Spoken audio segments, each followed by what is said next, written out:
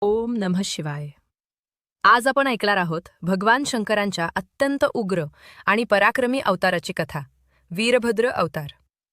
प्राचीन काळी दक्ष प्रजापतीने एक भव्य यज्ञ आयोजित केला होता. परंतु आपल्या कन्या सती आणि भगवान शंकर यांचा त्याने अपमान केला. शंकरांना आमंत्रण दिले नाही आणि यज्ञात त्यांची निंदा केली. पित्याच्या अपमानाने व्यथित झालेल्या सतीने यज्ञकुंडात स्वतःला अर्पण केले. ही बातमी जेव्हा भगवान शंकरांना समजली तेव्हा संपूर्ण विश्व थरथर कापू लागले. अत्यंत क्रोधात शंकरांनी आपल्या जटांपैकी एक जटा जमिनीवर आपटली आणि त्या जटेतून प्रकट झाला एक भयानक पराक्रमी योद्धा, वीरभद्र.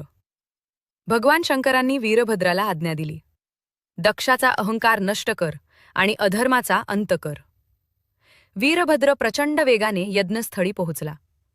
त्याने देवतांनाही पराभूत केले, यज्ञ उद्ध्वस्त केला आणि दक्ष प्रजापतीचे शिरच्छेद केले.